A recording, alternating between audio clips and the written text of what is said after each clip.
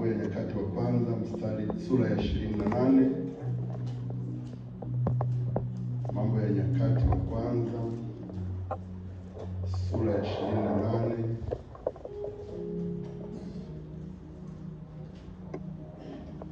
mstari mmoja tu wa 9.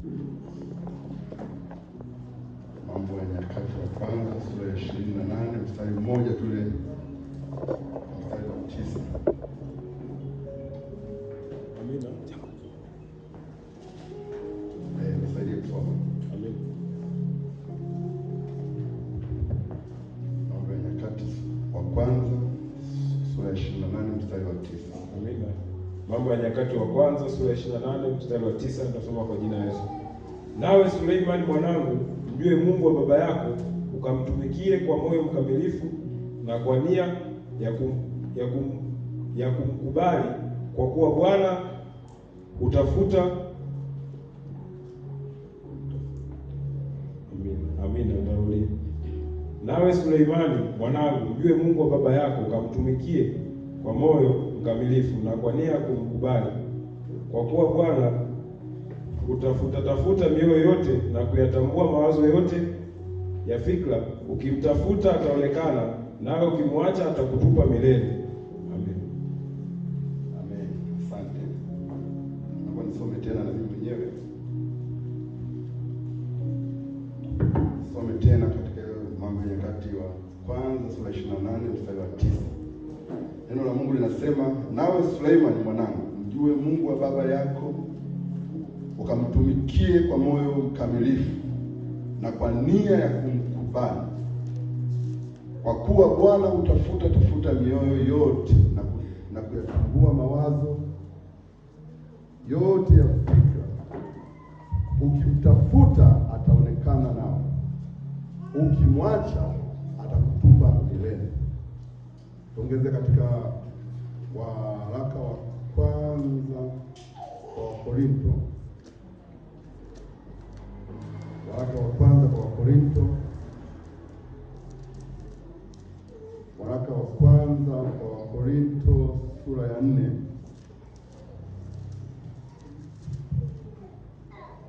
waraka wa kwanza kwa Wakorinto sura ya 4 na ule mstari mmoja tu wa pili. Neno la Mungu linasema, hapo tena inayohitajiwa katika mawakili ndio mtu aonekane kuwa mwaminifu. Ukianzia kule mstari wa kwanza inaanza, mtu na atuhesabu hivi kuwa watumishi wa Kristo na mawakili wa siri za Mungu. Ndio mstari wa pili, hapo tena inayohitajiwa katika mawakili ndio mtu aonekane kuwa mwaminifu. Bwana Yesu asifiwe. Najua kama hii mic si ndiko hivi au kuna maboresho kidogo. Kuna kitu kinaweza kufanyika. Bwana Yesu asifiwe. Amen. Sauti yangu inasikika? Inasikika. Kama tutafanikiwa tutaendelea na. Nilipokuwa nimepewa ujumbe kwamba unaomba usimame katika ibada ya leo, ufundishe, uhubiri, ukafanya nini chochote kile, nikabaki namuuliza Mungu, nitaongea nini sasa kwa watu hao ambao wenyewe wanategemea kupokea kwa Mungu kitu fulani. Sijui ni kitu gani ambacho Mungu anaweza akawa anataka kuongea nao. Kwa hiyo nikamuomba Mungu, nikamuomba kwamba yeye atangulie mwenyewe kujua nini kinachotafutwa katika ambacho watu wake wanahitaji, watu wa Yungu. Nikatamani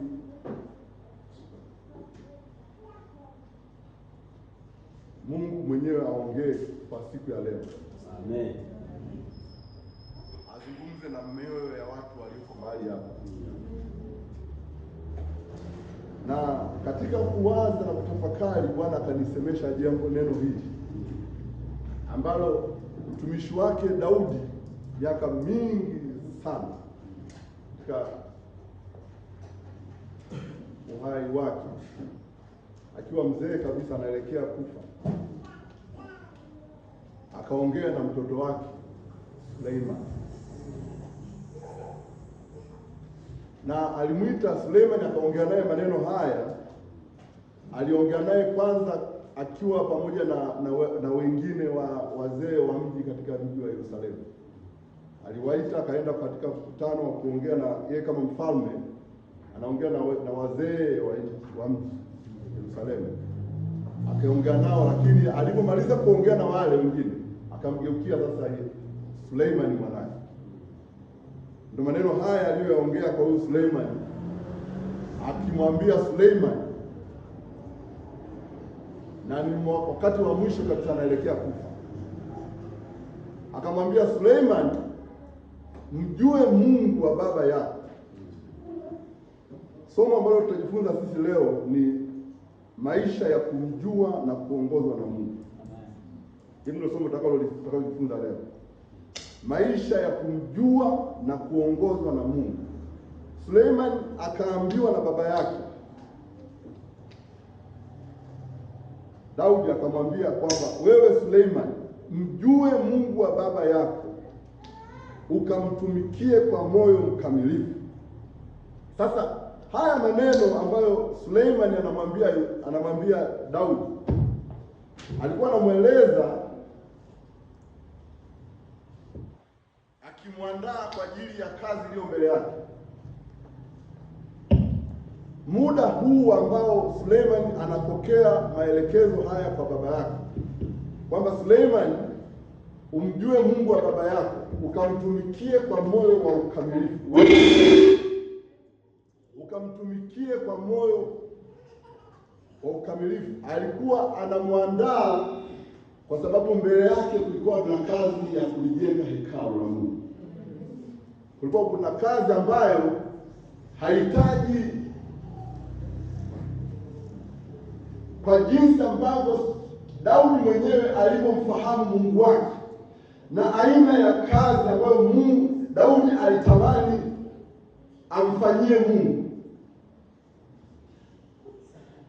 Tunajifunza Daudi alikuwa na picha ya aina ya kanisa au aina ya hekalu ambalo alitamani kumjengea Mungu wake.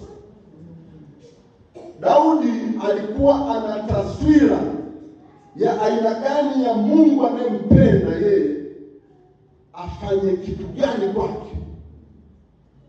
Jinsi ambavyo Daudi alimpenda Mungu wake, hakutamani kuona kitu chochote kinyonge au cha hali ya chini kinafanyika kwa Mungu wake. Kwa hiyo vile alivyomfahamu Mungu, tunajifunza Daudi ametembea na Mungu katika maisha yake, na tuna vitu vya kujifunza kwa Daudi vingi sana. Leo hii tukikaa tunajifunza Mithali, tunajifunza katika Zaburi, katika vitabu hivi vya Samueli, katika nyakati, kote tuna mambo mengi ambayo tunajifunza na tutaendelea kujifunza yanayomhusu Daudi. Daudi alimfahamu Mungu wake, alimjua Mungu, na alijua Mungu anayemwabudu ni Mungu wa namna gani. Alimfahamu Mungu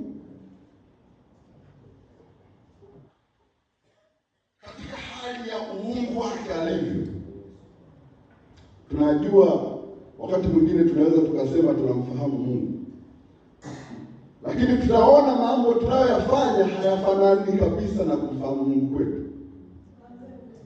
Utaona mtu anasema anamfahamu Mungu, anaishi maisha ya Kikristo, lakini sivyo ambavyo tulitegemea tumuone anapofanya kwa kumfahamu Mungu wake.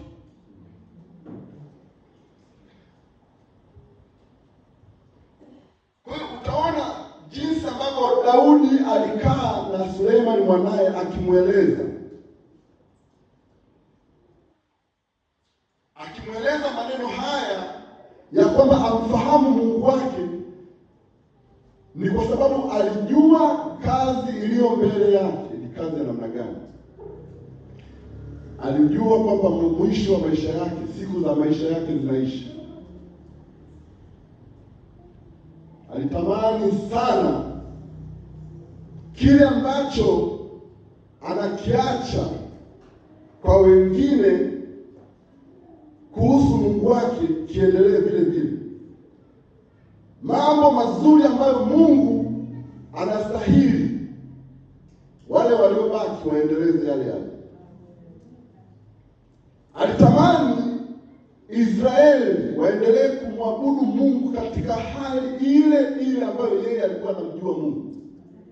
Na ndio maana mambo haya ukiyaona, ukianza katika hii sura ya alipoanza kuongea katika hii sura ya 28 ukianza mstari wa kwanza pale mwanzo, Daudi alipokuwa ameita ile kusanyiko kubwa, jinsi alipoanza kuongea nao, unaona kumbe ni aina gani ya heshima kubwa ambayo Daudi alikuwa nayo kwa Mungu. Na alijua kwamba asipoongea maneno haya, asipozungumza maneno haya, watakaobaki na kufanya yaliyobakia kwa ajili ya Mungu watafanya katika hali ya kawaida, sio katika hali ya kumheshimu Mungu kama ambavyo yeye Daudi anamheshimu Mungu. Kwa hiyo utaona sasa, kumbe kuna vitu ambavyo tunatakiwa kujifunza katika maisha yetu, hasa tunapotaka kutembea na Mungu, tunapotaka kuishi maisha ya kutembea na Mungu.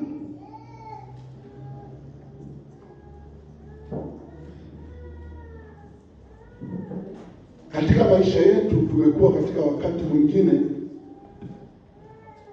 kwa sababu hatumjui Mungu, hatumfahamu Mungu vizuri, tunafanya vile ambavyo tunaona sisi. Tunafanya vile ambavyo sisi tunaona kwamba labda hiki nilichokifanya ndio kinachostahili na Mungu anakistahili. Tunafanya kwa kiwango cha chini ambacho Mungu hakioni kwamba hicho ni kitu cha kufaa.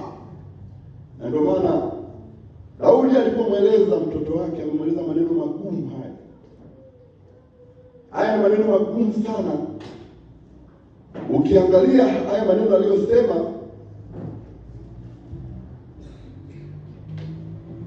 ukimalizia hapa mwisho, anapomalizia katika mstari wa 28:9, anapomalizia anamwambia, anasema hivi. Kwanza tukianzia tu mwanzo, anasema mjue Mungu wa baba yako ukamtumikie kwa moyo mkamilifu.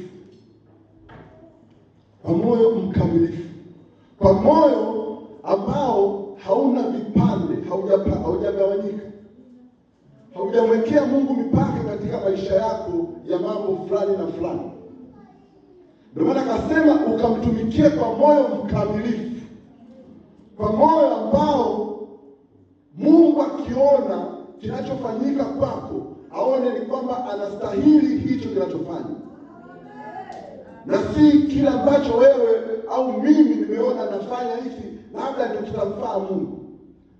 Na ndio maana utaona katika vitu vingi ambavyo tunajifunza kuhusu Mungu, akiongea katika mazingira tofauti tofauti, utaona vile ambavyo wakati mwingine ametumia lugha ambayo ilikuwa kama ya kukatisha tamaa. Mahali pengine mtu anaona kwamba ni kama vile Mungu amekataa jambo fulani, lakini kukataa kwake alitaka ujue kwamba kile unachotakiwa kumfanyia Mungu lazima iwe ni kitu best, kitu ambacho kinafanana na Mungu.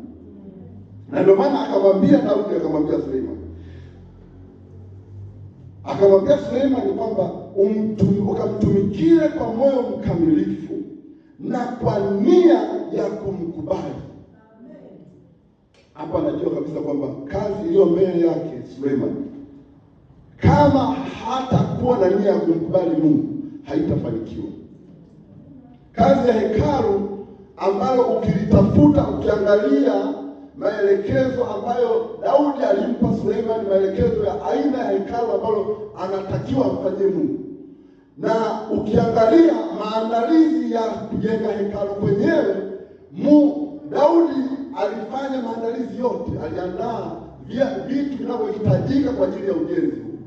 kinachofanyika sasa hivi ni Suleiman awe tayari kufanya kazi hiyo ikamilike.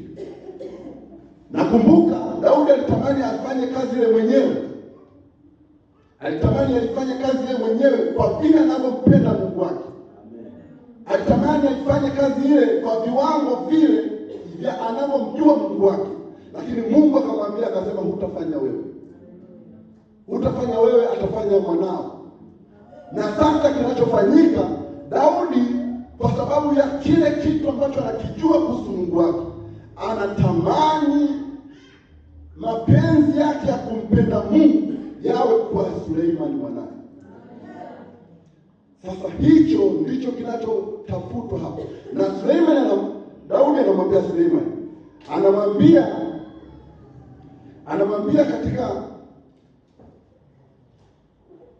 katika mstari huo wa 9, anamwambia, ukamtumikia kwa moyo mkamilifu na kwa nia ya kumkubali, kwa kuwa Bwana hutafuta mioyo yote. Hapa ndipo penye kazi.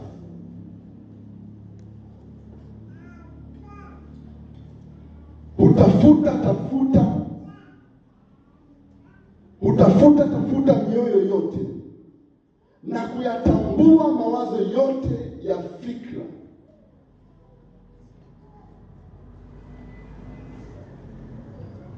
Tunaweza tukawa tunafikiri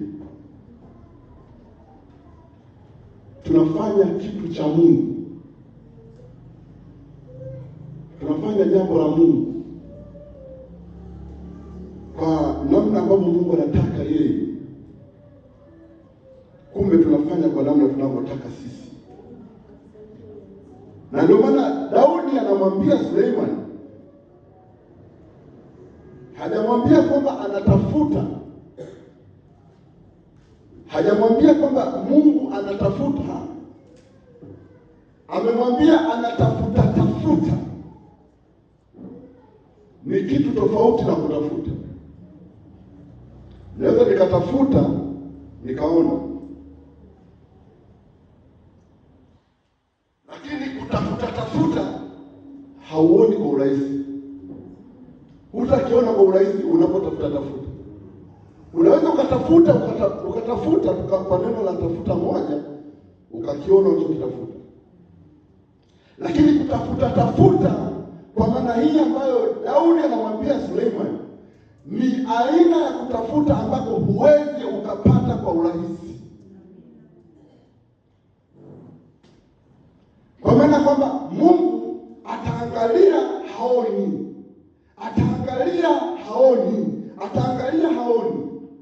Kwa nini?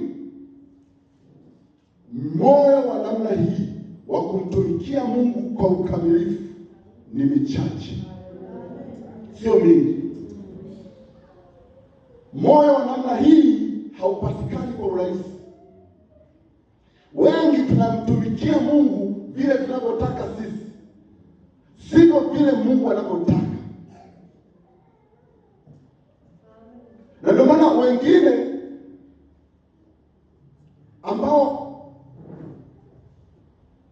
wanapofanya jambo la Mungu kwa sababu hawamjui Mungu, hawamfahamu Mungu, hawamjui Mungu katika viwango vyake, anaweza akawa anafanya mambo ya Mungu akiwa amejaa malawama, akiwa ameona kama vile analemewa, kabaki ameachwa peke yake, akiwa anaona kama vile sina mtu wa kunisaidia au kushirikiana na mimi, kwa sababu hamjui Mungu. Ukimjua Mungu, hutatafuta kumsubiri mwingine afanye jambo la Mungu. Utafanya wewe kwa sababu unamfahamu, unamjua Mungu. Ndio maana Daudi alichokifanya, alitafuta vitu vinavyofaa kwa ajili ya kumjengea Mungu hekalu, vinavyofanana na Mungu anayemjua yeye. Lakini ningekuwa mimi, inawezekana ningeweka hata vitu vidhaifu, ningeleta vitu ambavyo naona kabisa kwamba hiki kwangu mimi hakitafaa. Na mara nyingine naweza nikaleta kwa Mungu kitu ambacho hata mimi mwenyewe sijihitaji, kwa sababu simjui Mungu. Sababu mtu hamjui Mungu, analeta chochote, anafanya kitu anachokiona kwa udhaifu huo, anafanya nafikiri anafanya kwa Mungu. Lakini Mungu ambaye Daudi anamweleza mwanaye Suleiman, Mungu huyu ambaye anatafuta kuona mtu gani anaweza kumtumikia yeye kwa moyo mkamilifu. Mungu anaona, anajua watu gani ambao wanamjua yeye, ambao wanatembea kwa moyo wa kumkubali Mungu, ambao wamekubali kuingia hasara, wamekubali kuona mambo yao yasifanikiwe, lakini mambo ya Mungu ndio yafanikiwe. Ndio maana kuna wakati mwingine, kuna mahali ambapo Mungu mwenyewe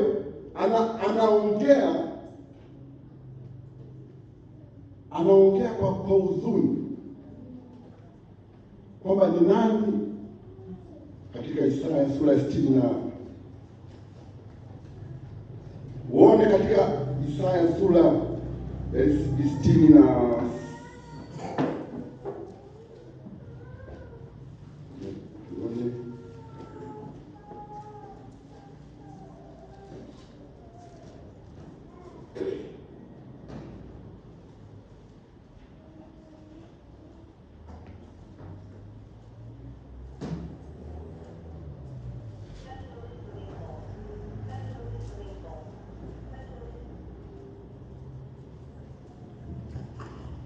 tuone katika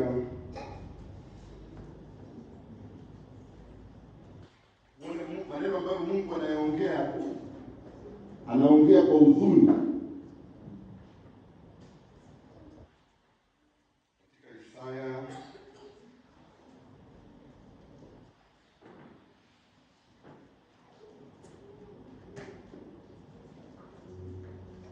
tuangalie 60 na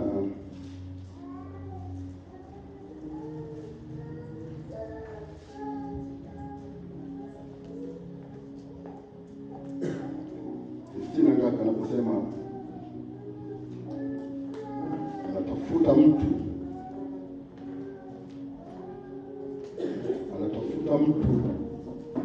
nani atakayekaa katika mahali pa Mungu patakatifu.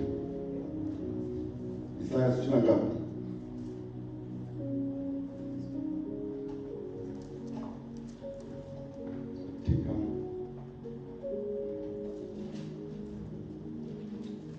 Isaya 60 ngapi, wasomaji wa Biblia hapa?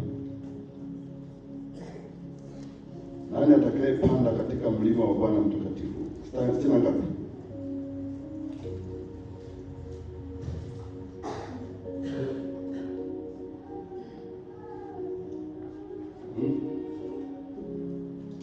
Hatuioni.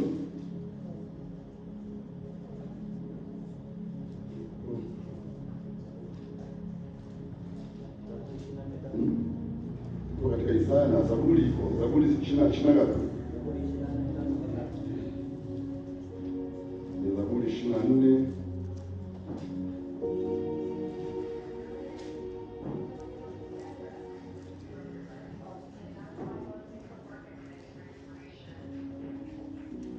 Katika Zaburi 24, lakini katika Isaya pia Zaburi 24:3.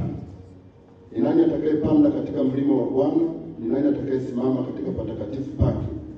Mtu aliye na mikono safi na moyo mweupe, asiyeinua nafsi yake kwa ubatili, wala hapa atapokea hicho.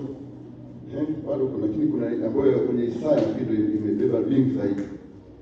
Lakini kile ambacho anachokisema hapa ni kile ambacho Mungu anakitafuta. Mungu anakitafuta kwa mtu, anatafuta kwa mwanadamu ambaye anamjua Mungu. Mtu ambaye anamfahamu, anamjua Mungu, anayo mambo ambayo anayafanya kwa Mungu, hawezi akaona jambo la Mungu linabadilika, halikai sawa. Kwa hiyo sasa tunachokiona tukiangalia haya katika kumwangalia mtu ambaye anamjua Mungu wake vizuri. Nataka tumuone mtu anayemjua Mungu. Nataka tuangalie namna gani tunaweza tukamjua Mungu na kuongozwa na Mungu, tukaishi maisha ya kumjua Mungu na kuongozwa na Mungu.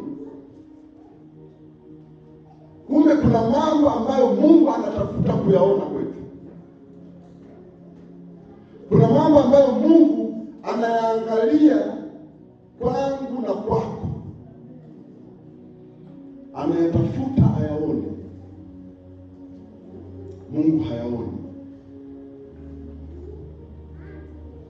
Tunapoanza kumwangalia Daudi anapomweleza mwanae Suleiman, anamweleza kuhusu Mungu ambaye yeye Daudi anamwabudu, ambaye Daudi anamwita Mungu wake. Ndio maana anamwambia Suleiman, Mungu wa baba yako. Kwa hiyo huyu anamwita Daudi, anamwona ni Mungu wake. Kuna vitu ambavyo Mungu anataka kuviona ndani ya mtu ambaye anamjua Mungu, ndani ya mtu ambaye anaongozwa na Mungu. Na si vile tu tunapofanya kitu, kazi ya Mungu, nafikiri tunafanya, ukifanya jambo la mambo ya Mungu unafikiri tayari ndio kuongozwa na Mungu. Tunaweza tukawa tunajiongoza kufanya mambo ya Mungu, lakini Mungu mwenyewe hayupo na sisi. Tunaweza tukawa tunajiongoza kutekeleza mambo ambayo tumepewa kama wajibu kanisani, tukifikiri ndio tuko na Mungu. Kumbe sivyo, hatuko na Mungu.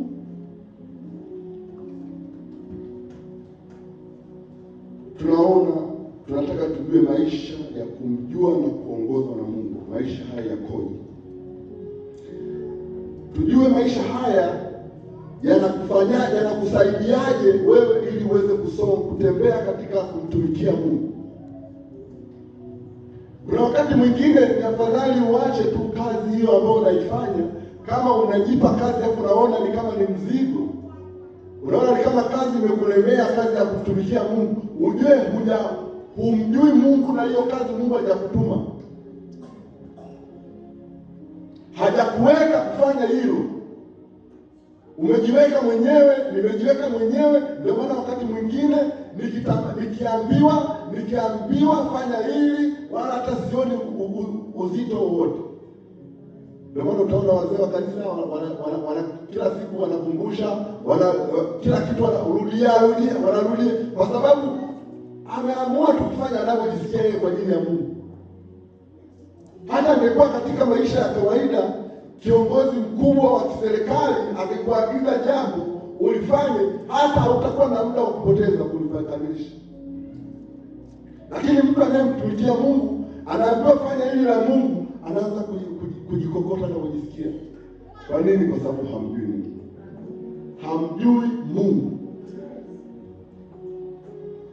Ndio huyu ambaye Daudi anamwambia mtoto wake kwamba kabla hujaingia katika kazi hii ya kujenga hekalu la Mungu kwa aina ya muonekano ambao mimi ninauona unamfaa Mungu wangu, basi na kuomba kwanza umjue Mungu kwanza.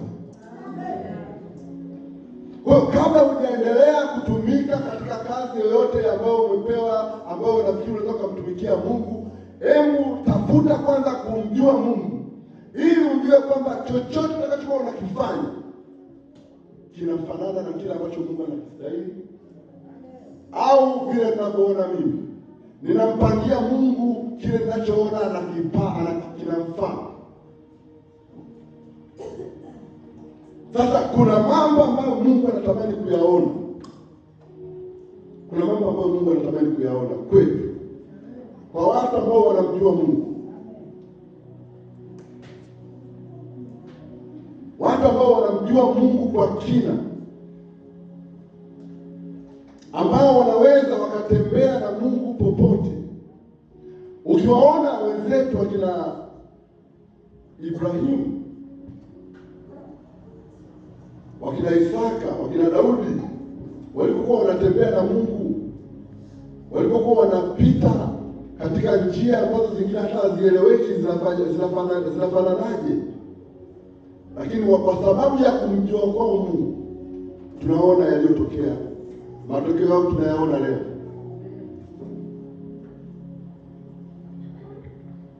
Kwa ili uweze kumjua Mungu na kuongozwa na Mungu, kwanza, jambo la kwanza,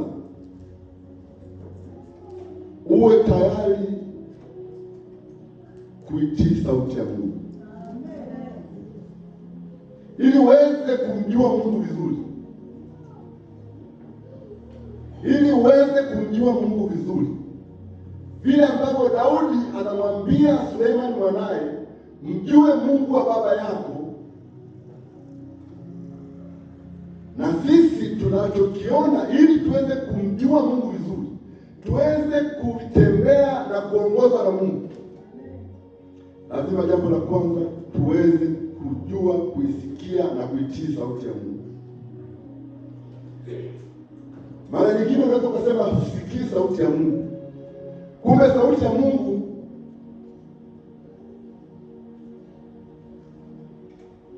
jambo la kwanza ni kuitii kwanza, ndio utaisikia. Wakati mwingine kuna wengine wanasema sijawahi kusikia sauti ya Mungu. Sasa huwezi ukaisikia sauti ya Mungu kama hujaanza kuitii kwanza sauti ya Mungu. Sauti ya Mungu inaanza kwa kuitii kwanza, kufanya kile ambacho Mungu anakiongea na kusema, ndio utaisikia sauti ya Mungu. Usidhani kwamba utakaa mahali ukae unasema hii ndio sauti ya Mungu naisikia. Haipo hivyo. Sauti ya Mungu unaanza kwa kuitii. Kwa hiyo ili uweze kuongozwa na Mungu, utembee na Mungu, kwanza, jambo la kwanza, ujue namna ya kuitii sauti ya Mungu. Hiyo ndio itakayokupa uelekeo sahihi, itakayokupa kitu sahihi ambacho unatakiwa kukifanya kwa wakati huo ambao Mungu anakutaka.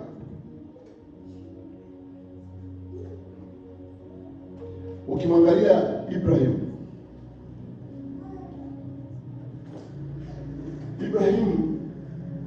alipoitwa na Mungu, alianza kwanza kwa kumtii Mungu kwanza. Alianza kwanza kwa kutii kile ambacho Mungu anamwelekeza. Kwa hiyo kitu ambacho tunakiona Daudi anamwambia Suleiman mwanae kwamba umkubali Mungu wako bila kupunguza kukubali kwako. Unaweza kumkubali Mungu, kumkubali hadi hapa, mwingine anamkubali Mungu hadi hapa, mwingine anamkubali Mungu hadi hapa, lakini unamkubali Mungu kikamilifu ni wachache. Tumemwekea Mungu namkubali hadi hapa, nikifika Mungu hadi hapa panamtosha Mungu hadi hapa. Hapa panamtosha, nimekubali hadi hapa panatosha. Lakini hadi hapa hapa siwezi. Mungu hawezi kuhangaika na wewe. Kama umefika mahali unasema hadi huku siwezi, Mungu hahangaiki na wewe. Ndio maana Daudi akamwambia mwanae kwamba ukimkataa naye atakutupa milele. Kwa sababu umemwambia Mungu kwamba nitakuheshimu wewe Mungu hadi hapa. Ukimwekea mipaka Mungu ya kumjua Mungu katika viwango hivyo, humjui Mungu. Ukimwekea Mungu kwamba hadi hapa nitafanya, hadi hapa nitafanya, hadi hapa nitaifanya, lakini hapa siwezi, humjui Mungu vizuri. Sasa tunaona ili tuweze kuitii sauti ya Mungu, ili tuweze kuitii sauti ya Mungu na tuendelee kutumika na Mungu, kufanya kazi pamoja na Mungu. Yaani sio kufanya kazi ya Mungu basi, tunafanya kazi ya Mungu pamoja na Mungu. Tunaendelea katika mwelekeo ule ambao Mungu anatuelekeza kwamba nenda huku, nenda huku. Maana yake inahitaji kuwa tayari ili kuweza kumjua Mungu vizuri.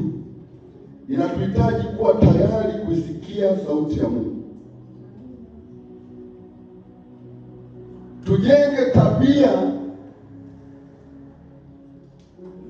ya kuwa tayari kumsikiliza Mungu. Ni kukaa katika eneo ambalo Mungu anapoongea ninaweza nikaelewa, nikamfahamu Mungu anaongea. Ninaweza nikasikia sauti ya Mungu. Huwezi ukawa katika eneo ambalo halisikii au humsikii Mungu, usitegemee kama utajua sauti ya Mungu. Huwezi.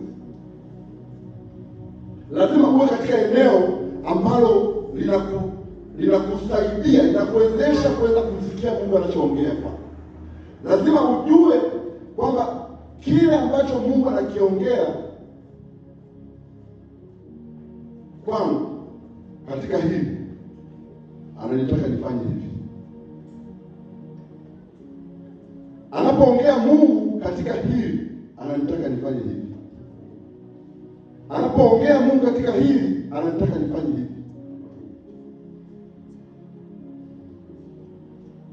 Nafasi ya kuitii sauti ya Mungu.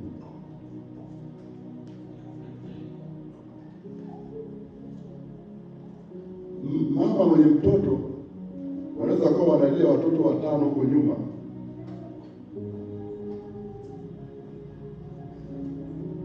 Wakalia watoto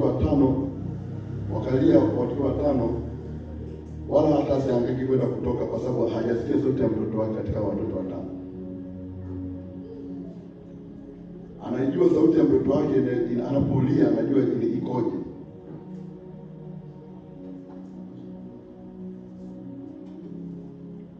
Na ndio maana Yesu alifundisha somo lake moja, akasema kondoo wanasikia sauti ya mchungaji wao.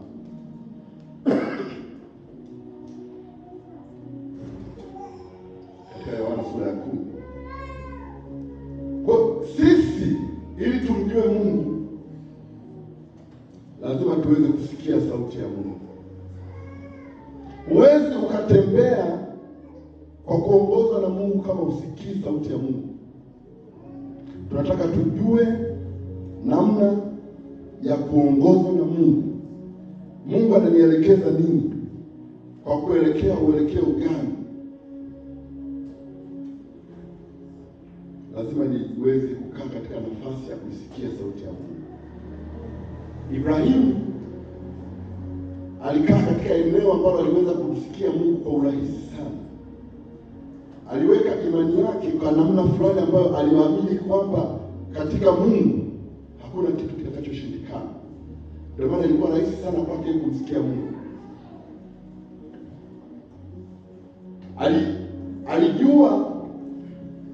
Ibrahimu alijua kwamba kila wakati ninapokuwa nataka kumsikia Mungu, nikae katika nafasi gani?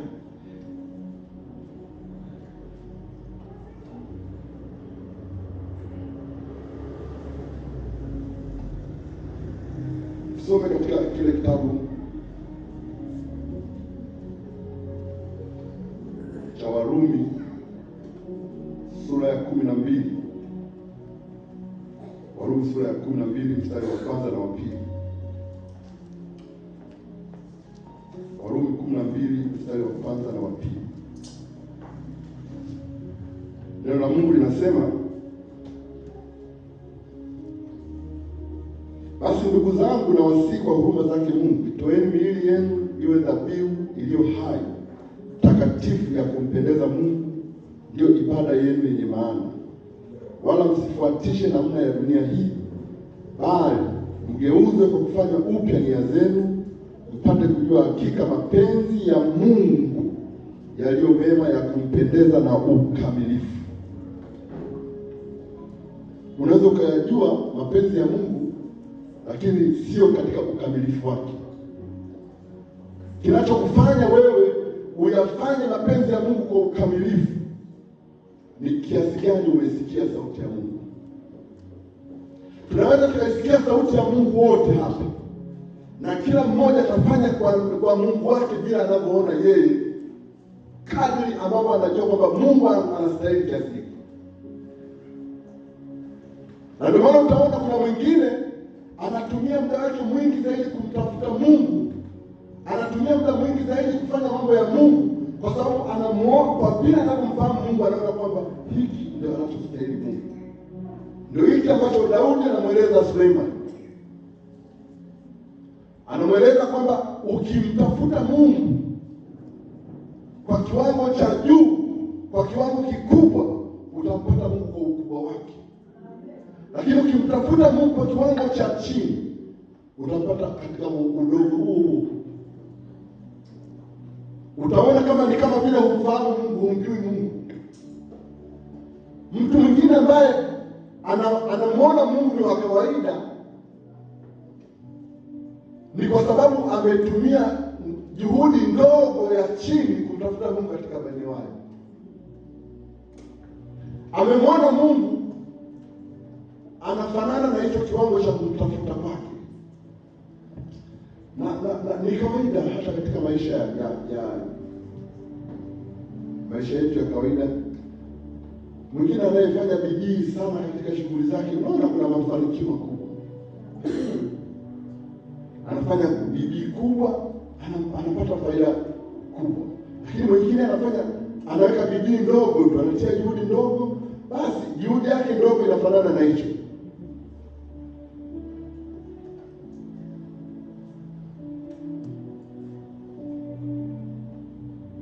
Kuyajua, ndio maana Paulo anawaambia Warumi hawa kwamba mpate kujua hakika mapenzi ya Mungu yaliyo mema, ya kumpendeza na ukamilifu.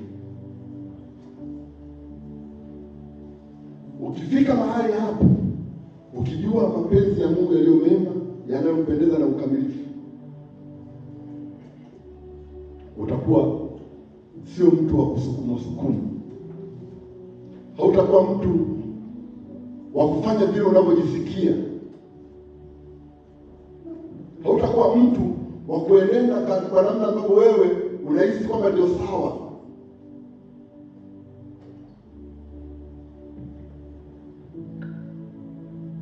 Jambo la muhimu ni kuitii sauti ya Mungu, ili uweze kutembea mwendo na Mungu, uweze kumjua Mungu, uweze kuongozwa na Mungu, ukae katika nafasi ya kuitii sauti ya Mungu. Unaitii sauti ya Mungu kwa namna gani? Kwa kukaa katika nafasi ambayo itakufanya wewe uisikie hiyo sauti. Kama umeshaweka kwamba siwezi nikafanya hadi zaidi ya hapa kwa ajili ya Mungu, tayari huwezi ukakaa katika nafasi ya kumjua Mungu kikamilifu. Haitawezekana. Hautamfanyia Mungu kazi inayostahili, ile ambayo Daudi anamweleza mtoto wake kwamba amfanyie Mungu kazi nzuri. Lazima ukae katika nafasi ya kusikia sauti ya Mungu. Lakini pia ili uweze kumjua Mungu na kuongozwa na Mungu vizuri, lazima ujiwekee maazimio ya kuishi maisha ya usafi wa Mungu. Ujiwekee azimio la kuishi maisha ya usafi kwa ajili ya Mungu. Mungu anajulikana kwa watu ambao wako safi. Huwezi ukatembea na Mungu katika hali yoyote ile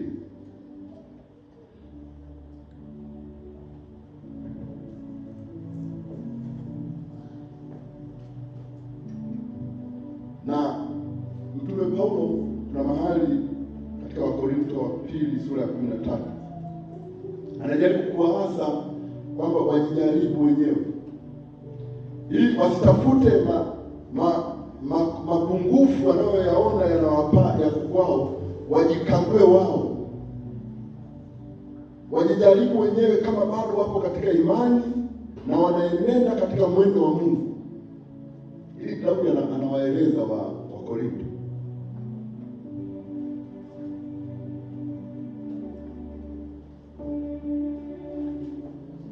Kwa sababu hiyo inawafanya sasa, kwa kutokuwa safi katika uhusiano wao na Mungu, wanajikuta wanaenda katika mwelekeo tofauti na Mungu. Kwa nini hawajajiwekea maazimio ya kwenda na Mungu? Hawajajiwekea lengo la kutembea na Mungu. Hawajajiwekea maazimio ya kumjua Mungu. Ni wangapi leo tumekaa mahali tukajiwekea jambo la kumjua Mungu liwe ni kipaumbele?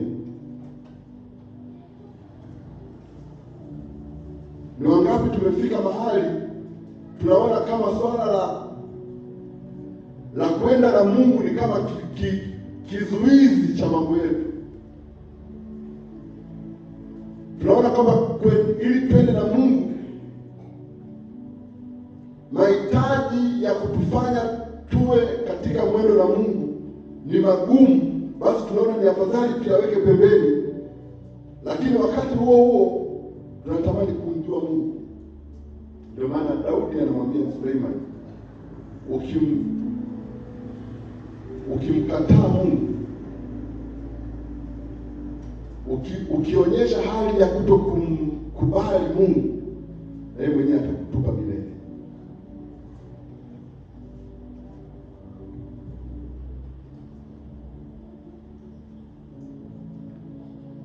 Cha muhimu ni nini? Lazima ujiwekee azimio la kuishi maisha ya usafi, maisha ya kumpendeza Mungu, maisha ya kumcha Mungu, maisha yale ambayo yanakufanya wewe uwe rafiki wa Mungu, uwe rafiki wa Mungu, uweze mambo yako na Mungu yaoane.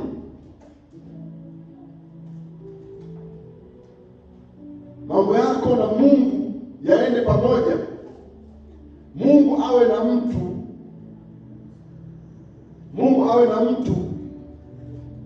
ambaye anasema nikatafuta mtu miongoni mwao atakayelitengeneza boma, mtu ambaye anayejua Mungu anataka nini, Mungu ana mahitaji gani. Ndio huyo ambaye Daudi anamwambia mtoto wake kwamba Mungu anatafuta mtu wa namna hii, mtu mwenye moyo mkamilifu. Anamtafuta mtu ambaye anaweza maono yake yakaoana na maono ya Mungu. Lazima awe ni mtu msafi, mtu mwenye usafi wa moyo, mtu mwenye usafi katika njia zake. Huyu mtu akiwa mwenye usafi katika moyo ni mtu ambaye atamjua Mungu vizuri. Kwa hiyo Mungu ni mtakatifu. Mungu hawezi kuchangamana na aina ya maisha ya mtu ambayo hayana usafi.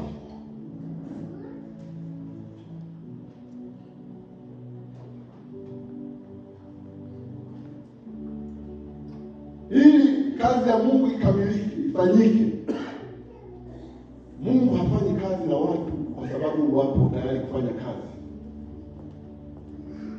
Mungu anafanya kazi na watu kwa sababu wamekubali kufanya kazi na Mungu, sio kwa sababu wako tayari tu. Wamekubali kufanya kazi na Mungu, kwa maana hiyo wako tayari kutembea kwa hatua za Mungu, kwa hatua ambazo Mungu anazihesabu kwamba ni hatua za mtu kama na rafiki yake. Tunaangalia maisha ya kumjua Mungu. Maisha ya kumjua Mungu lazima tuishi maisha ya usafi, maisha ambayo Mungu atafanya kazi na sisi akijua kwamba anafanya na mtu ambaye yupo katika mwelekeo wake, yupo katika mwelekeo wa Mungu mwenyewe. Na jambo lingine pia ili tuweze kuishi maisha ya kumjua Mungu, lazima tuwe tayari hata kupata hasara kwa ajili ya mambo ya Mungu, au kwa lugha nyepesi, yatupasa kutanguliza maslahi ya Mungu kwanza. Hiyo ndio lugha nyepesi. Mtu ambaye anataka kuishi maisha ya kumjua Mungu na kuongozwa na Mungu ni mtu ambaye yupo tayari kutanguliza maslahi ya Mungu kwanza, akaacha mambo yake, asiaone kwamba ni mambo ya muhimu kwake. Mungu anawajua wake, anawajua walio wake. Hawezi. Katika Mathayo, Yesu anaongea methali hii katika Mathayo 10:39, mwenye kuiona nafsi yake ataipoteza, na mwenye kuiponya nafsi yake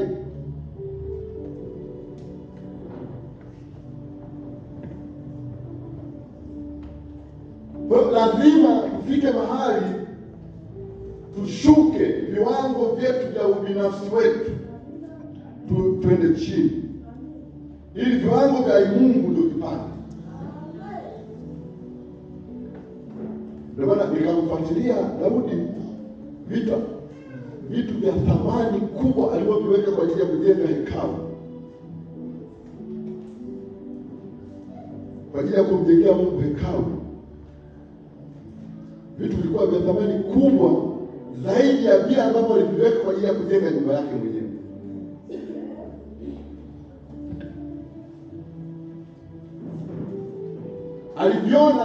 Aliona kwamba kitu ambacho ninaweza nikamfanyia Mungu ni lazima kiwe ni kizuri kuliko cha kwangu.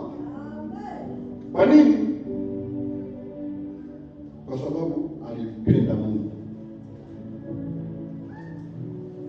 Wangapi wako tayari kupoteza mambo yao wakati mwingine kwa ajili ya Mungu? Ni wangapi ambao wanaweza kufika mahali akasema, mimi jambo langu hili ni afadhali nipate hasara, lakini la Mungu litangulie.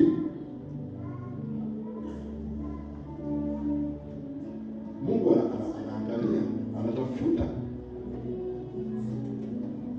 anatafuta kuona mtu wa namna hii ambaye anaweza akafika mahali akaona akasema kwa ajili ya Mungu basi ni afadhali hili jambo mimi nilikose. Mungu anatafuta watu hao. Wako wapi? Watu ambao wanaweza kusema kama ni swala la kuacha imani kwa sababu hii, mimi siko tayari. Ni wangapi? Kama ni swala la kumwacha Yesu kwa sababu hii, mimi siko tayari. Ni wangapi?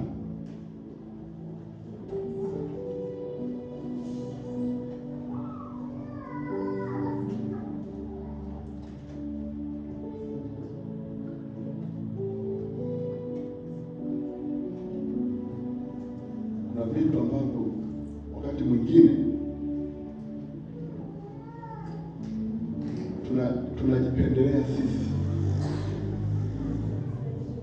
tunajipendelea sisi wenyewe kuliko Mungu. Kuna aina ya tabia za watu, anaweza akafikiri jambo analolifanya linamsaidia, kumbe linammaliza.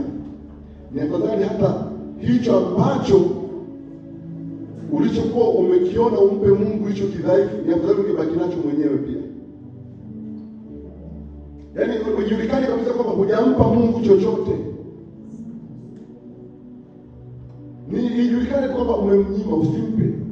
Kwa sababu hicho ndicho Mungu anachokiangalia.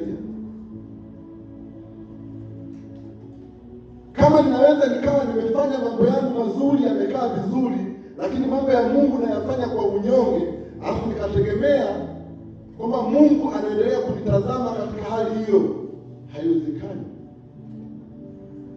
Tunaweza tukawa tunaendelea kuwepo katika nyumba za Mungu, lakini Mungu haangaiki na kutuangalia sisi. Kwa nini? Kwa sababu tumejiangalia sisi wenyewe, tunaangalia mahitaji yetu, tunaangalia mambo yetu, tunaangalia lakini mambo ya Mungu hayatuumizi moyo.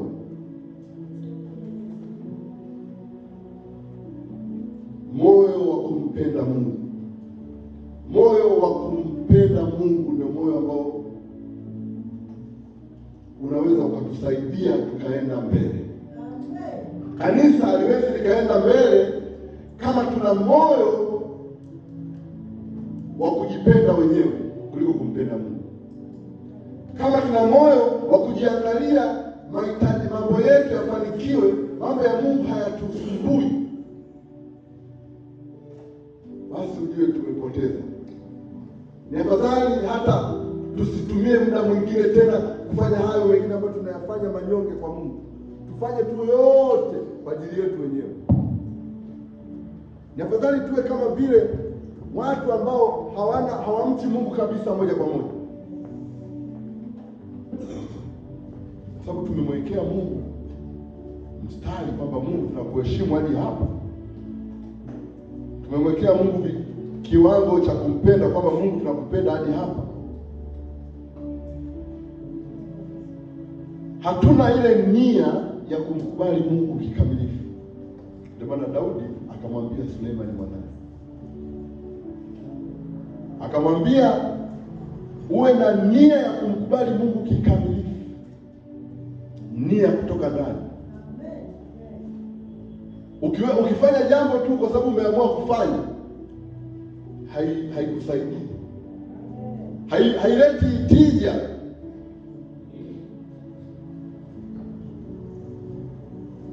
Tuwe na nia ya kumkubali Mungu na kumtumikia kwa moyo mkamilifu, bila kuweka vipande tukifikiri kwamba Mungu ataangalia vipande vya kumpenda Mungu. Hapana. Mungu anataka moyo mkamilifu. Kama tumeamua kumpenda Mungu, tumpende Mungu moja kwa moja. Tumtumikie Mungu moja kwa moja. Kama tunaona hatuwezi tukamtumikia Mungu moja kwa moja, ni afadhali tuache hata tusiendelee kumtumikia Mungu. Tufanye tu mambo mengine. Tufanye tu mambo ambayo yanatuhusu kwa faida zetu wenyewe, tujue pesa kwamba tunafanya kwa faida yetu wenyewe. Lakini sio tukipoteza tunafikiri tunafanya kwa Mungu, kumbe tunafanya kwa viwango ambavyo Mungu havikubali. Mungu anataka kuangalia viwango gani tunavyompenda yeye. Mungu anajua, akiona tu chochote tunachokifanya, anajua kwamba huyu mtu ananipenda, hanipendi. Sisi wanadamu tunaweza tukafichana. Sisi wanadamu tunaweza tukapeana, tukaonesha kwa nje kwamba huyu mtu anaonekana anampenda Mungu kweli. Lakini Mungu ndiye anayeangalia ndani moyo. Anaona kwamba huyu kiwango hiki alichofanya hajanipenda. Hajaonyesha kunipenda Mungu.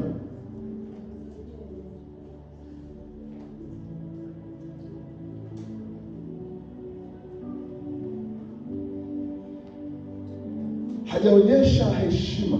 Wakati kuna mahali pengine Mungu anasema heshima yangu iko wapi? Kwa nini? Kwa sababu kuna vitu ambavyo Mungu alitegemea uvifanye vya kumpa heshima yake, hajavifanya. Sasa anauliza heshima yangu iko wapi? Kwa nini? Kwa sababu tumemweka Mungu katika viwango tunavyoviona sisi. Hatuwezi kumjua Mungu. Hatuwezi kumjua Mungu katika hali hiyo. Kumjua Mungu kutatufanya tufanye vitu vya Mungu kwa kumtanguliza Mungu kwanza. Jambo lolote linalomhusu Mungu litakuwa kipaumbele kwangu. Ni afadhali ya kwangu lisimame na Mungu litangulie. Hiyo ndio namna ambayo Mungu anaona kabisa kuna mtu anampenda Mungu.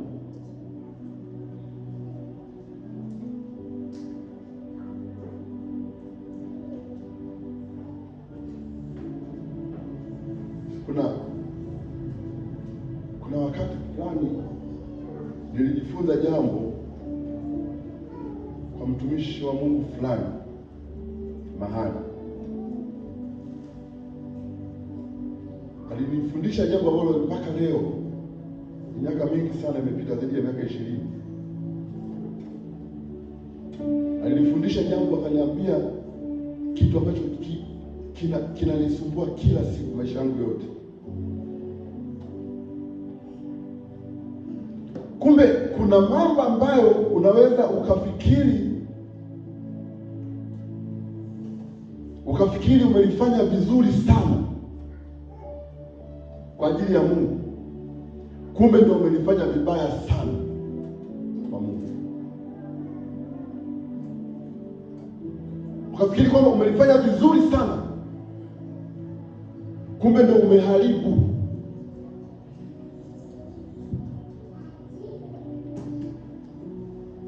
Ni afadhali kabisa nisingefanya kabisa.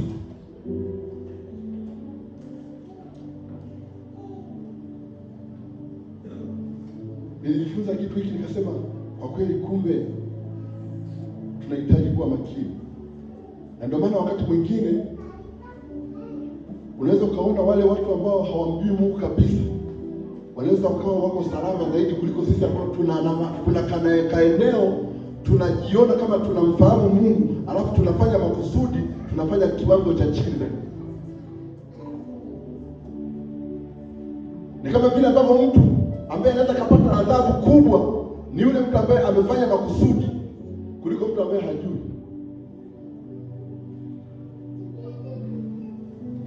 Kuna mambo mangapi sisi tunaomjua Mungu tunaweza tukawa tunayafanya ambayo kumbe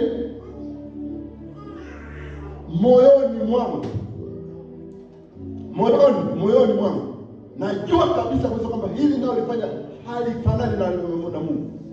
Ni mangapi nafikiri nafanya kabisa jambo ambalo najua kwamba hili halikubaliki kwa Mungu, lakini nafanya mbele za watu, mbele ya kanisa, mbele ya mchungaji wangu, mbele ya wazee wa kanisa, mbele ya watu wengi wananiona nafanya jambo fulani ambalo najua kabisa hili halikubaliki kwa Mungu.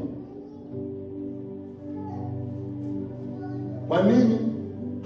Tumemwona Mungu ni kama babu yetu, tumemwona ni kama mwenzetu, rafiki yetu, tumemwona ni kama mzazi ambaye mara nyingine unaweza ukafanya jambo ukamwomba msamaha akakusamehe, ukafanya makusudi tena mara ya pili akakusamehe, ukafanya mara ya tatu, lakini Mungu hawezi akavumilia, hayuko radhi na watu wa namna hii.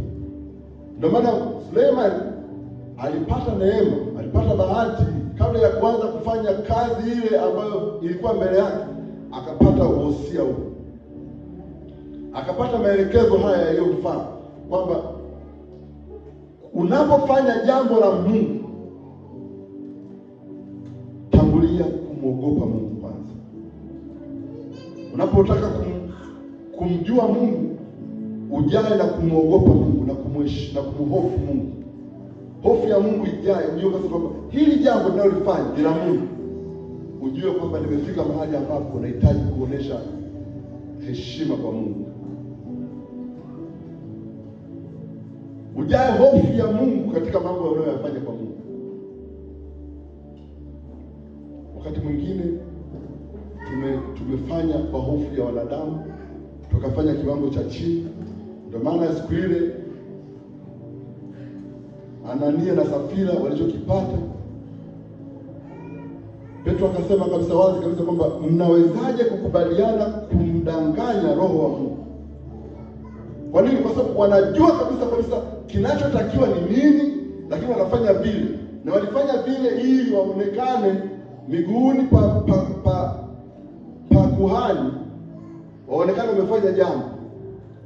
Lakini kumbe Mungu anaangalia tofauti na kile kinachofanyika.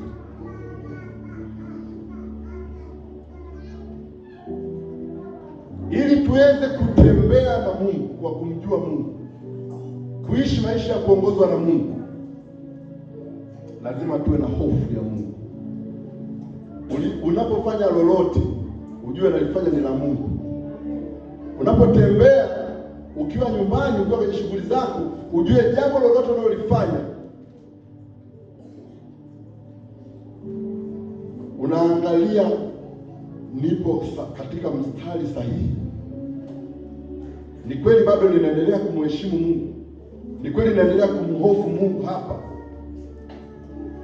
au nimeona ni afadhali ni wahofu watu, lakini Mungu mwenyewe anioni hapa, labda nikifikiri kwa akili zangu za kibinadamu kwamba Mungu hanioni, lakini watu hao walioko hapa wananiona, ngoja nifanye hivi. Kumbe ni akili zisizofaa. Akili zinazofaa zione kwamba ni afadhali nipate aibu kwa watu hao, lakini Mungu anayeona anione niko salama, aone ile hofu yako. Ili kumjua Mungu lazima uwe umejaa hofu ya Mungu. Hofu ya Mungu itakulinda, itakutetea, itakusaidia hata katika utumishi wako. Ukiendelea katika utumishi wako, utaendelea kufanya katika mwelekeo ambao Mungu anakutaka ufanye. Unapoona hao waliofanikiwa, ndugu zetu, walijawa na hofu ya Mungu sana. Hofu ya Mungu ilikuwa imekaa kwao. Waliona maisha yao hayako salama kama hawatafanya kwa maelekezo ya Mungu. Ndio maana tunaona mafanikio yale. Mara ngapi tumempuuza Mungu?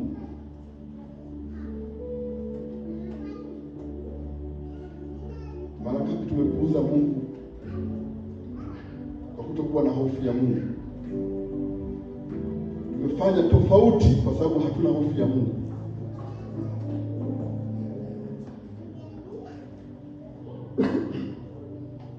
Leo hii nakwenda kumalizia.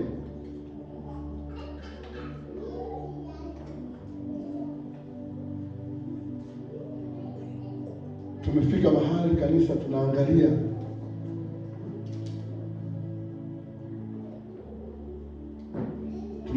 mambo yetu na faida zetu wenyewe.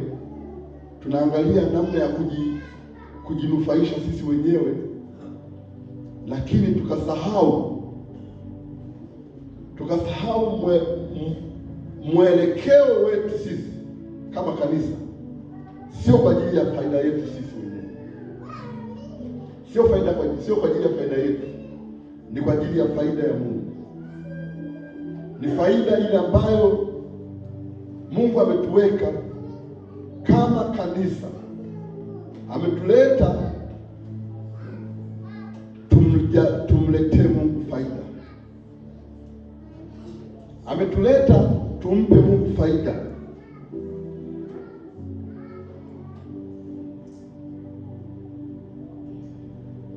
Tunapotaka kumtumikia Mungu siku zote, tuangalie kumpa faida Mungu kwanza.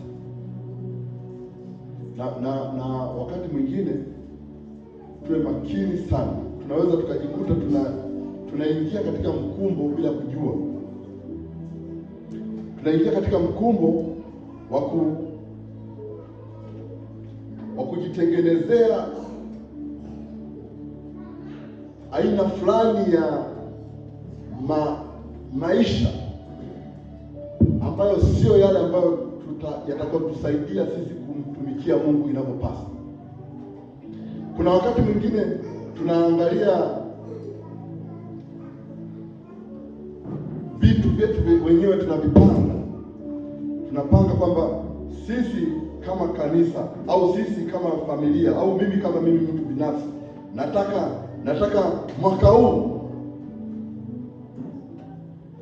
nifanye hili na hili na hili na hili na hili kwa ajili ya Mungu. Alafu ikafika mbele ya safari, tunaliondoa, tunaanza kubadilisha taratibu. Tunaanza kuondoka katika kile ambacho tumepanga kwa ajili ya kumtumikia Mungu. Alafu mwisho wa siku tunaanza kuona Mungu hayupo pamoja na sisi. Ndio maana Daudi anamwambia mtoto wake Suleiman, usipofanya hivi Mungu atakutupa milele. Mungu anatafuta kuangalia, anatafuta kumuona mtu gani katika ya kanisa la Pepa hili ambaye anatamani kunijua mimi vizuri, anatamani kunitumikia mimi vizuri kwa moyo wote, anatamani kuenenda katika mwelekeo ninayotaka kumwelekeza mimi. Anatafuta katika kutafuta, atakayemkuta atakuwa ni wewe, atakuwa ni mimi. Wewe ndio unajua. Akitafuta, akiangalia, akipeleka macho yake huku, akipeleka macho yake huku, atakapoangalia atamuona mtu ambaye anaupendeza moyo wake. Unafikiri atakuwa ni mimi na wewe? Au ndo ataongea maneno yale aliyosema, sijaona miongoni mwenu, sijaona miongoni mwenu mtu. Atasema maneno kama haya, atasema maneno kama hayo kwamba nimetafuta, sijaona miongoni mwenu mtu mwenye moyo huu wa kunitafuta mimi na kunielekea mimi na kwa moyo wake wote. Atapoangalia katika mwelekeo wake, atakukuta wewe mtu ambaye unamjua Mungu, si katika kanisa la PFIU. Ataona kwamba katika watu hawa kuna nimejisazia mtu fulani na fulani na fulani ambaye anaupendeza moyo wangu. Mwenye kujua ili mimi na wewe, siri hii ni wewe na mimi tunaijua, kila mmoja anajua mwenyewe. Tukisema wanaomfahamu Mungu ni wangapi, tunaweza tukanyosha mkono. Wengi tukanyosha kasema mimi namjua Mungu vizuri, mimi namjua Mungu vizuri. Lakini Mungu anayejulikana kwetu, yeye mwenyewe anajua wanaomjua. Anajua kwamba huyu anaonyesha tu kama ananijua lakini hanijui. Na ndio maana hata namna gani anavyojitoa kwangu ni tofauti na mimi nilivyo. Anaangalia Mungu. Anaona namna gani mtu huyu anapofuatilia mambo yangu ni tofauti na mimi ninavyomtegemea. Kwa hiyo Mungu akiangalia, anaona katika PFIU, anakuona wewe, anakuona mwanaume, mwanamke mwenye kumjua Mungu viwango vya juu, unayemjua Mungu, unayemtafuta Mungu kwa viwango vya juu, kwa viwango vikubwa, unamkubali Mungu kwa moyo wako wote. Anaangalia na kuona, unafikiri upo katika listi, au ndio yule ambaye amemwambia Mungu nitakusikiliza kwenye hili, lakini kwenye hili nisamehe Mungu. Ni afadhali uendelee tu na maisha yako mengine. Ni afadhali uendelee na maisha mengine ya kawaida, utakuwa uko salama zaidi. Ukimaliza maisha ya kawaida, urudi sasa kikamilifu, uje uweke moyo wako ulio mkamilifu kwa Mungu. Ndio maana Daudi anamuasa mwanae Suleimani kabla hajaingia katika jukumu zito, kwamba ni afadhali umtafute Mungu kikamilifu ndio uendelee na hii kazi. Kwa hiyo kwa maana ile ilikuwa ni nafasi hata ya Suleimani kumwambia baba yake Daudi kwamba mimi kama hali ndio hiyo, basi mimi ni afadhali utafute mtu mwingine atakayesimamia kazi. Kwa nini? Kwa sababu mimi siwezi nikamtafuta Mungu kikamilifu, kwa moyo mkamilifu. Mimi nina mambo yangu. Mungu anatafuta mtu miongoni mwetu. Mungu anatafuta mtu miongoni mwetu atakayeweza kutembea katika maono yake Mungu. Kazi ya Mungu iliyoanzishwa mahali popote, maono ya Mungu ni kuona kazi ile inakamilika, inafika mwisho. Kazi ya Mungu inafika mwisho kuelekea katika ufalme wa Mungu. Roho za watu zinaendelea kuinuliwa, watu wanaendelea kuokolewa, watu wanaendelea kupata yanayostahili ili waendelee kukua kiroho. Lakini kama tutakuwa sisi hatuwezi kufanya kazi hiyo, ni kama vile tunamwambia Mungu kwamba umetuweka watu sio sahihi kwenye kazi hii. Ungetafuta watu walio sahihi wasimamie, wafanye kazi hii. Kazi ya Mungu inatuhitaji watu tujitoe kwa Mungu wetu, tuwe tayari kumtumikia Mungu kwa moyo wote, kama ambavyo Daudi anamwambia Suleimani awe tayari kufanya kazi hii kikamilifu, kwa moyo mkamilifu, bila kujihurumia. ili kazi ya Mungu ikamilike. Kwa hiyo ili kazi iende mbele, kazi ya Mungu iende mbele popote pale, tunahitaji sisi tuwe tayari kufanya kazi ya Mungu. Mungu anataka watu wa kutembea nao katika utumishi, katika kumtumikia yeye. Anahitaji watu watakaotembea na Mungu katika njia ili kuwafanya taifa la Tanzania watu waokoke, Iunga watu waokoke, watu waliookoka waendelee mbele. Lakini tusije tukawa sisi tumekuwa ni watu ambao hatumjui Mungu, ndio tunakuwa watu wa kurudisha watu wanaojua Mungu wasiende mbele. Afadhali mkae pembeni, uwaache watu ambao wako tayari kumtumikia Mungu kwa moyo mkamilifu waendelee mbele na kazi ya Mungu. Lakini kama tutasimama sisi kama vizuizi vya kuzuia tena kazi ya Mungu isiende mbele, ni ole wetu. Ole wetu. Afadhali ukae mbali kabisa. Kazi ya Mungu ni kazi ya Mungu. Neno la Mungu linasema kazi ya kanisa ambalo Mungu alilinunua kwa damu yake yeye mwenyewe. Kama unaona kama wewe huwezi kufanya kazi ya Mungu ukaenda na mwendo wa Mungu, nikamwambia ukae pembeni ili ghadhabu ya Mungu isije ikawa kwako. Ghadhabu ya Mungu isije ikawa juu yako. Iache kazi ya Mungu iende. Mungu alianzisha kazi yake itaenda mbele. Daudi anaondoka, anakufa. Anamwambia Suleiman asije akawa yeye ndio kikwazo cha kufanya yale maono ya kumjengea Mungu akakwama. Anamtahadharisha. Nataka kumjengea Mungu nyumba nzuri. Na nyumba ile nzuri inahitaji mtu ambaye yuko tayari kumtumikia Mungu yeye. Sasa kama Daudi, kama Suleiman huwezi kufanya hivi, ni afadhali usikubali hii kazi. Na ndio maana ya haya maneno ambayo Daudi anamwambia Suleiman. Kwamba ni afadhali usikubali kazi. Lakini anamwambia yule Mungu anatafuta mtu atakaye kwenda kumtumikia kwa ukamilifu. Tusiwe kati ya wale watu ambao tutamtumikia Mungu kwa mipanda, tunamrudisha Mungu nyuma. Kazi ya Mungu inaacha kwenda mbele, inakataa kwenda mbele kwa sababu tumesimama ambao hatuko tayari kutumika katika mwendo wa Mungu. Tunataka kurudisha kazi ya Mungu nyuma. Ni ole wetu. Ni afadhali ukae pembeni, umwache mwingine ambaye ana moyo wa kumtumikia Mungu vizuri kwa utayari, afanye kazi iende mbele. Wewe na mimi ambaye kama tunaona hatuwezi, tukae pembeni tuache. Ni kazi ya Mungu. Mungu mwenyewe anaangalia kazi yake na ghadhabu ya Mungu iko juu yao. Watu ambao wanaweza kawa ni vikwazo kwenye kazi ya Mungu. Wanaweza kaona haya yanaonekana kama mambo ya kawaida, lakini hatari yake ni kubwa. Kazi ya Mungu sio ya mchezo. Mungu mwenyewe anaiheshimu kazi yake. Na ndio maana aliwaheshimu sana watu waliofanya kazi ya Mungu vizuri. Na neno la Mungu linawasema kabisa kwamba Mungu aliweka utukufu mkubwa kwa ajili yao.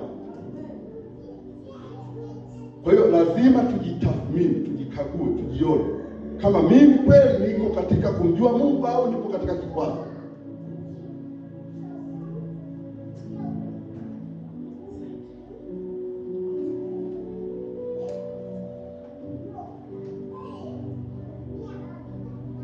Waimbaji wa praise na kwa mtongozi wimbo kwa mfupi.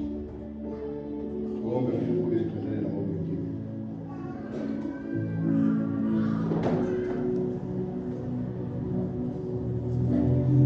Chunguza,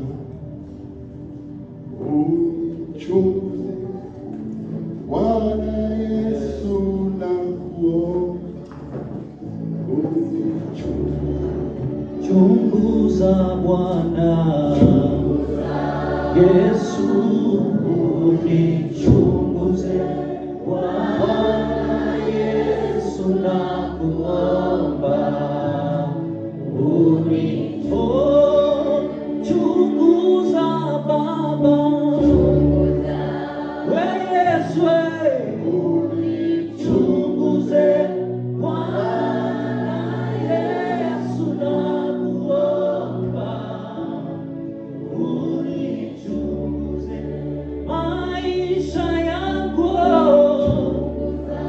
Yesu, unichunguze Bwana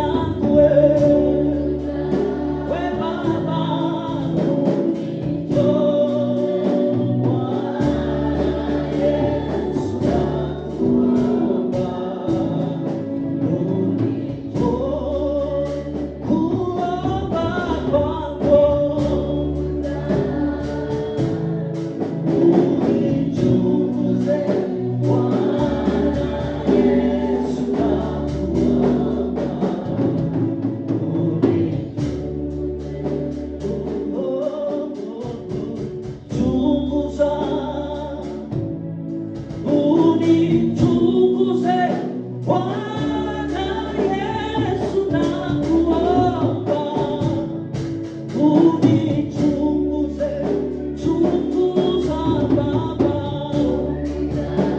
Baba, unichunguze, Bwana Yesu nakuomba.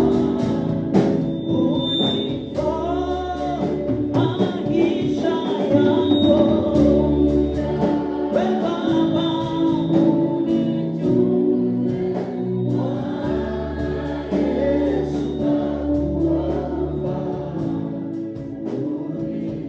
Bwana, sihitaji kupita mbele, sihitaji kumwita mtu yeyote mbele hapa, ila mwenyewe unajua, kila mmoja anajua kwa kiasi gani ameonyesha hali ya kuto kumjua Mungu katika maisha yake.